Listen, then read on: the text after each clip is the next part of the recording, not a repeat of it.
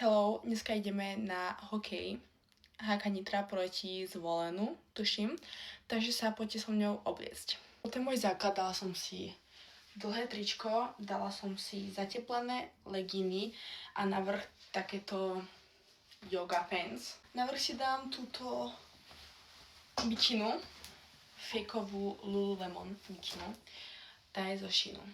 A inak nebudem si robiť ani žiadny make-up, lebo moja pleť teraz na tom nie je dobré, tak ju chcem trošku nechať vydýchnuť. Takže tam idem takto, s hviezdičkami na tvári. Bundu. Tuto zo Sinsaju. Topánky si dám asi tieto kampusičanky.